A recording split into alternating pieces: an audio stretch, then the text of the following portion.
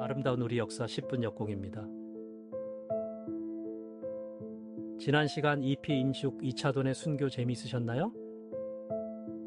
오늘은 EP27 진은광과 순수비 이야기입니다. 10대 소년이 세운 비석 4개가 1500년째 그 자리에 서 있습니다.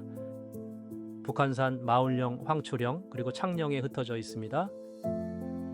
그 소년의 이름은 진은광, 즉위 당시 겨우 7살이었습니다. 그런데 이 소년이 신라를 삼국의 중심으로 끌어올렸는데요. 그 비밀이 바로 4개의 비석에 새겨져 있었던 겁니다. 진은광은 540년 버픈광의 뒤를 이어 즉위했습니다. 어머니 지소태우가 어린 왕을 대신해 섭정에 나섰는데요. 버픈광이 다져둔 율령 체제 위에서 신라는 빠르게 성장했습니다. 불교는 이미 공인되어 왕실의 정신적 기둥이 되어 있었거든요. 진은광은 자라면서 정치 감각을 빠르게 익혀나갔는데요. 551년 그는 연호를 개국으로 바꾸며 친정을 시작했습니다. 친정 첫 해에 곧바로 한강을 노린 작전이 시작되었거든요.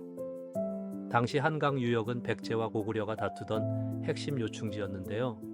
신라는 백제 선광과 손을 잡고 고구려를 함께 쳤습니다. 백제는 한강 하류를, 신라는 상류 10개군을 차지했는데요. 그런데 2년 뒤 신라가 동맹을 깨고 백제 땅까지 빼앗았습니다. 한강 전역이 통째로 신라의 손에 들어온 결정적 순간이었거든요. 백제 선광은 격분해서 직접 군대를 이끌고 신라를 치러 갑니다. 관산성 전투에서 백제 선광은 신라 복병에 사로잡히고 맙니다. 백제의 왕이 신라 노비의 손에 목이 베이는 충격적 사건이었습니다. 이때부터 백제와 신라는 절대 회복 불가능한 원수가 되었거든요. 진은광은 한강을 얻었지만 동시에 무서운 적도 만든 셈이었죠. 그런데 진은광의 야심은 한강 하나로 끝나지 않았습니다. 그의 시선은 이번엔 남쪽 가야 연맹을 향하고 있었거든요. 가야는 6나라가 모인 연맹체로 철 생산으로 유명했는데요.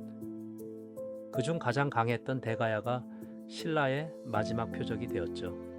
562년 진은광은 명장 이사부에게 대가야 정벌을 명령합니다.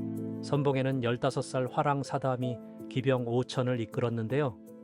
사담은 단숨에 대가야 성문을 부수고 깃발을 꽂아버렸습니다. 이로써 520년 역사의 가야 연맹이 완전히 사라지게 된 거죠. 진은광은 한강에 이어 낙동강 유역까지 모두 차지하게 됩니다. 신라 영토는 즉위 당시보다 2배 넘게 늘어난 상태였거든요. 그런데 진은광은 여기서 아주 특별한 행동을 하나 합니다. 새로 차지한 영토를 직접 돌아보는 순수, 즉 순행을 떠나는데요.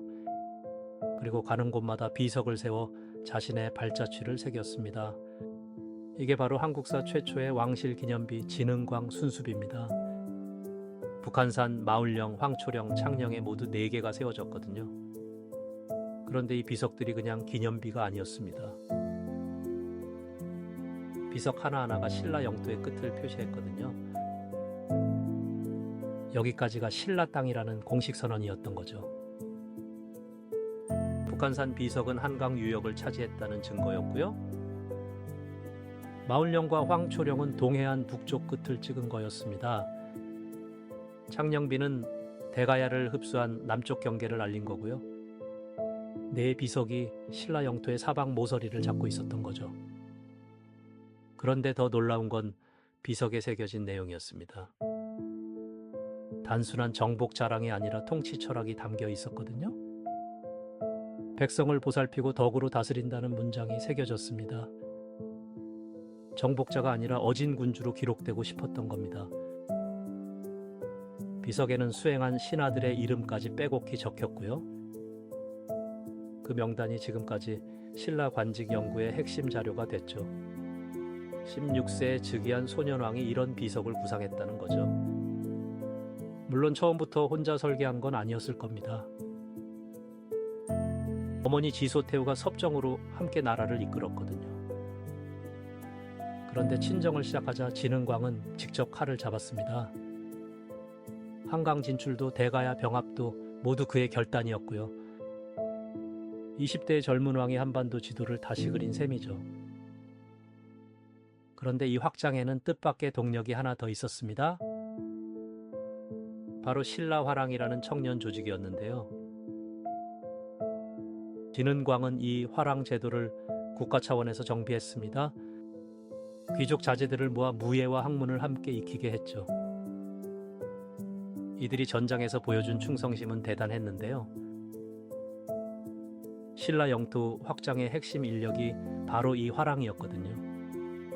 그런데 사료를 꼼꼼히 보면은 이야기가 달라집니다. 진은광의 한강 확보는 단순한 영토 욕심이 아니었죠. 한강은 중국과 직접 교류할 수 있는 통로였는데요. 신라는 그 통로를 손에 넣고 외교력을 단숨에 키웠죠. 그동안 백제와 고구려에 막혀 있었던 길이 열린 거예요. 진은광은 이 새 영토를 직접 둘러보러 나섰는데요. 이 행차를 순수라고 부르고 비석을 세우게 됩니다. 북한 산비는 한강을 차지한 사실을 그 자리에 새긴 비석이죠. 마을령비와 황초령비는 함경도 깊숙이 세워졌고요. 신라가 거기까지 올라갔다는 사실을 돌에 못 박은 셈이에요. 창령비는 대가야 방면 진출을 기록한 비석인데요. 4개의 비석이 신라 영토의 4방향을 가리키고 있죠. 비문에는 진은광의 통치 이념도 함께 새겨져 있었거든요. 백성을 어루만지고 변경을 살핀다는 문구가 나오는데요. 단순한 정복 자랑이 아니라 통치 선언문에 가까웠던 셈이죠. 당시 신라는 율령 체제를 정비하던 시기였는데요. 비석은 그 율령 정신을 돌에 새긴 결과물이었던 거죠. 북한 산비는 한강 유역 확보를 기념한 비석이었는데요. 한반도의 중심 물길을 신라가 차지했다는 선언이었죠. 황초령비는 함경남도 깊은 산속까지 올라가 세웠고요. 마을령비는 그보다 더 북쪽 해안 가까이에 자리 잡았죠. 창령비는 대가야 병합 직전 남쪽 평야에 세워졌는데요. 4비석은 신라 영토의 4방향 끝을 표시한 셈이었죠. 그런데 비석 본문에는 수행한 신하들 이름도 남았는데요. 당시 신라 관등제와 인사 구조를 알려주는 사료가 됐습니다. 근데 여기서 진짜 이상한 일이 벌어집니다. 비석 4개 모두 1500년 동안 그대로 서 있었거든요. 고려도 조선도 이 비석을 함부로 옮기지 않았는데요. 오히려 후대 학자들이 글자를 찾아 산을 올랐죠. 북한 산비는 19세기 추사 김정희가 직접 판독했고요. 잊혔던 비석의 정체가 그제야 다시 밝혀진 거죠. 교과서에 짧게 적힌 진은광 순수비의 진짜 무게입니다. 왕 한 사람의 자랑이 아니라 신라 시스템의 증거였거든요. 16세 소년왕은 이미 거대한 행정기계를 움직이고 있었죠. 그 시스템의 핵심에는 한 가지 군사 조직이 있었습니다. 바로 화랑이라는 청년 조직이 그 중심에 있었습니다. 귀족 자제들을 모아 무예와 학문을 함께 익히게 했죠. 이들이 훗날 삼국통일 전쟁의 핵심 장교가 됩니다. 김유신, 사담 같은 이름이 모두 이 화랑 출신이고요. 진은광은 인재 양성 시스템까지 손수 정비해둔 셈이었죠. 거기에 황룡사라는 거대한 사찰까지 짓기 시작했는데요.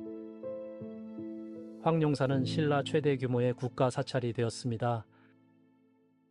불교를 통치 이념으로 삼아 백성을 하나로 묶은 것이죠. 영토, 군대, 인재, 신앙까지 한 세트로 묶어둔 셈입니다. 그래서 순수비 4개가 단순한 자랑이 아니었던 거죠. 그것은 신라라는 국가 시스템의 공식 도장이었던 셈인데요. 1500년이 지나도 그 도장이 산 위에 그대로 남아있죠.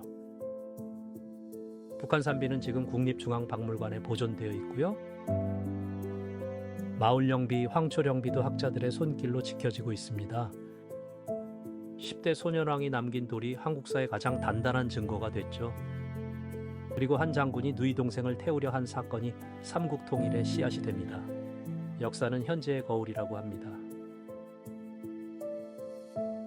사실을 바로 알고 옳고 그름을 스스로 판단하는 것, 그게 우리가 역사를 공부하는 진짜 이유 아닐까요? 구독과 좋아요, 알림 설정 잊지 마세요.